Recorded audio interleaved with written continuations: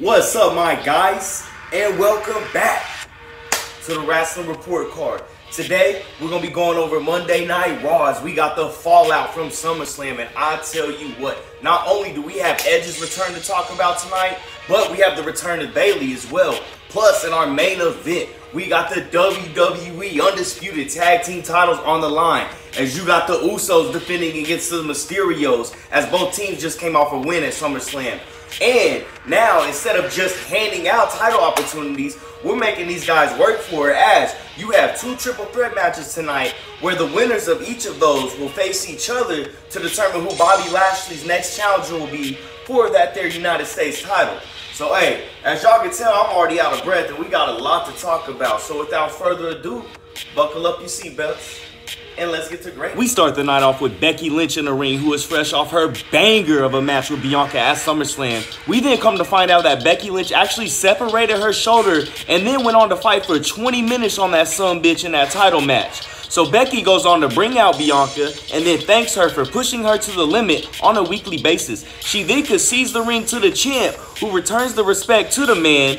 But during her promo, we cut backstage to Bayley and her cronies attacking the injured Becky Lynch with a steel chair. Bianca drops the mic and then runs backstage, but she was too late as the three Jezebels done already ran off. For that opening segment, I'm going to give it a B-. I think we got two good things coming out of this. Number one, it looks like all roads are leading to Bayley versus Bianca for that title at Clash at the Castle. And number two, it looks like Becky Lynch is finally hitting that face turn, which I think she's going to thrive in that role. But hey, moving on, we got our first triple threat match of the night, as you got The Miz taking on AJ Styles, taking on Mustafa Ali. Now again, the winner of this match will face the winner of our next triple threat to determine the next challenger for Lashley's US title. Thank you, Triple H. And I tell you what, this match had some great action early on. Fresh off his SummerSlam loss to Logan Paul, The Miz was getting in a lot of offense. And listen as this match picks up. First, you got Styles with a Pele kick. Roll-up neckbreaker from Ali. Ali then goes for his 450 splash, but nobody's home. Then it's Styles with a second Pele kick to The Miz. We then spill outside the ring when Ali comes flying off the ropes, delivering one of the nastiest tornado DDTs that I have ever seen. With Styles momentarily out of the picture after that, Ali then drags The Miz back into the ring, but then boom, Miz hits him with the skull-crushing finale. But his SummerSlam injuries delayed him on the cover, allowing Ali to kick out. Ali then goes on to hit his 450, but as soon as he landed, AJ Styles was there to catch him, hit him with the Styles Clash onto The Miz's lifeless body, and then yes, AJ gets the 1, 2, 3. This moves him on to face the winner out of our second triple threat match of the night. So for that opening match, that's getting an A-, like a hell of a match. Plus, I thought it was cool that Ali was finally able to showcase his abilities and my guy put on a show. And that ending was badass. But moving on.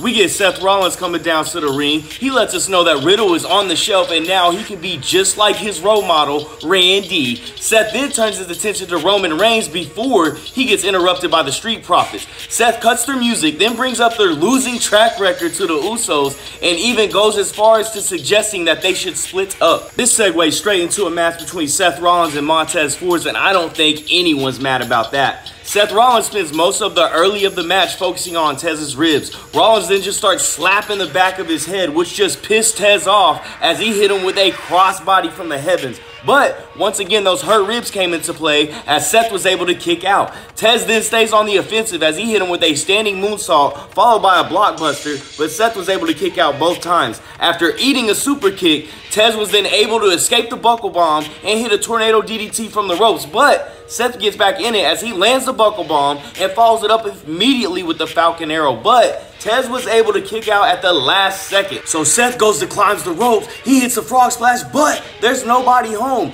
Tez then hits the ropes to show Seth how it's done, but as he's coming down, Seth gets his knees up, Seth then gets up, delivers the curb stomp, and then he gets the 1, 2, 3. This match is getting an A, like flat out. What a match. And I tell you what, Montez Ford is going to be a stud, mark my words. And with the breakup of the Street Profits seemingly on the horizon, the only question left to be answered is who's going to turn heel. My hope is that it's actually on Montez Ford and not Angelo Dawkins, but we're just going to have to wait and see. Next up, we're going to see our first women's match of the night as you got Asuka taking on Alexa Bliss. And I gotta say, the announcers do a great job in stating the importance of this match, as both ladies need a win to get one step closer to Bianca in that Raw Women's title. And great job from both ladies as they came out on fire, but they only got a few minutes in before once again, Bayley and her cronies run into the ring and they just lay waste to both competitors, resulting in a double DQ. Then, just as Io Skies was climbing the ropes with a steel chair, out comes the champ who runs them off, grabs the mic, and says, "I don't care which one of y'all it is, but I'm whooping somebody's ass tonight." So for that one, I'm going to go with a C+. Like, I love that Bayley and her cronies are coming in just wrecking shop. However, it would have been cool to see that match go to a clean finish. But this was only our first DQ of the night, so we can't be too mad at that.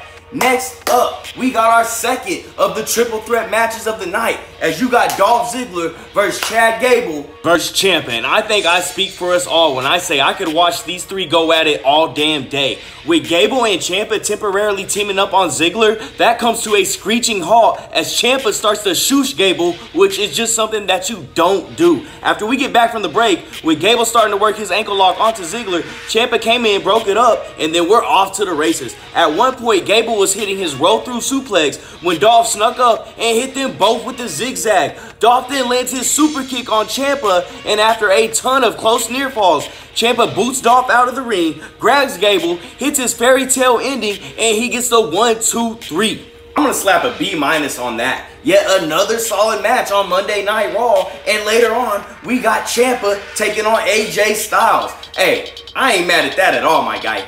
Fresh off of his return at SummerSlam, Edge then comes out and vows to kill what he created in the Judgment Day. I'm really hoping that leads us to Brood Edge versus Demon Finn.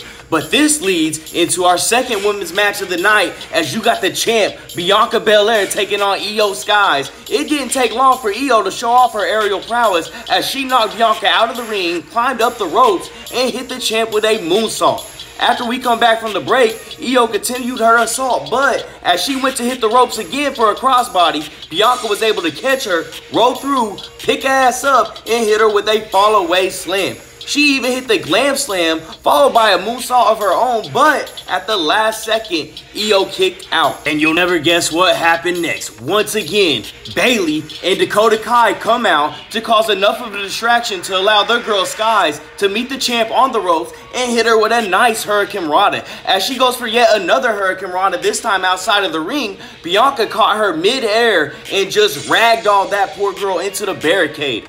Bayley and Kai cause yet another distraction, but then Asuka and Bliss come back down to even the odds and get revenge from their match. Bianca takes advantage of all this by hitting a delayed suplex and a standing moonsault, but Sky answers with a double stomp. Then Bianca powered up, hits a spine buster. As Bianca was seemingly setting up the KOD, both Alexa and Bayley decided to get involved on either end, and then we just get into an all-out brawl between all 6 ladies, ending this match in yet another double disqualification.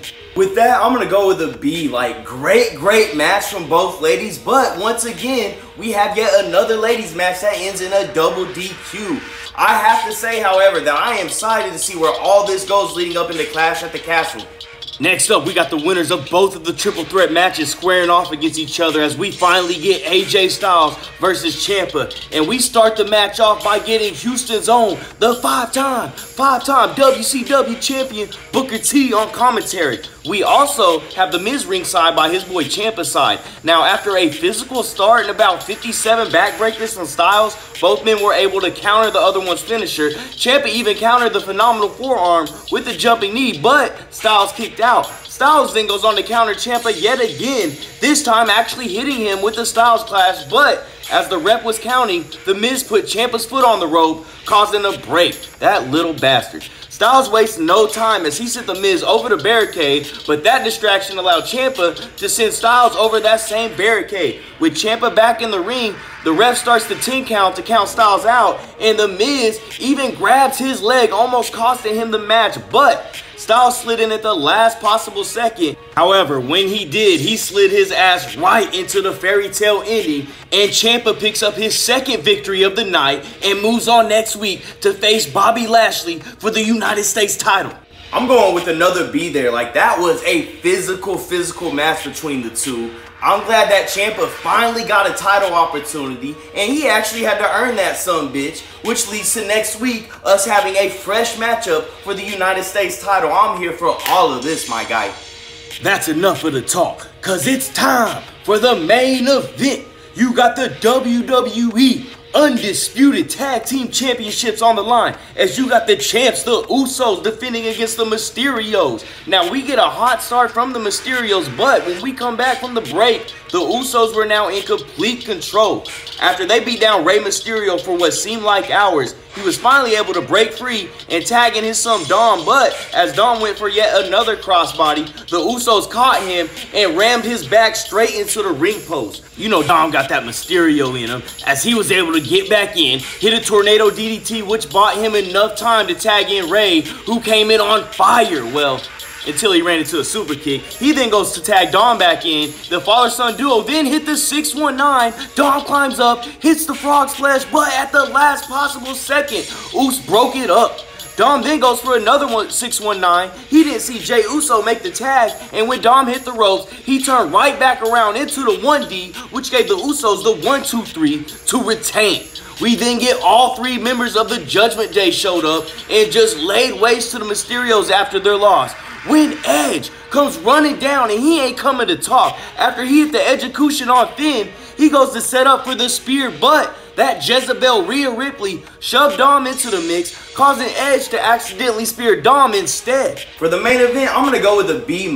Solid match and ending to the show, but I will say that it was all predictable. I think we knew all of the following. One, that the Usos were going to retain. Two, that the Judgment Day were going to come down at some point and interfere. And three, that Edge was going to run down and save the day. But I do like the angle of Edge spearing Dom. I'm excited to see where that goes. Woo! Man, like what a time to be alive and what a time to be a wrestling fan. Hey, once again, we're at the end of another episode. And y'all know the drill. We got all the grades in. Now let's take a look at the report card. After tallying everything up, we came out with a final letter grade of a B. That's right, and 85%. Man, looks like WWE really starting to pick this stuff together, man. I really like to see where this goes. Hey, once again, thank you everybody that is still tuned in. If you're not, I understand, because I know I suck at this. Hey, thank you everybody. If you haven't already, please hit me with a like, comment, or subscribe. I do this all on my own, so I appreciate everybody that does. Other than that, I hope all you folks stay safe and have a nice day.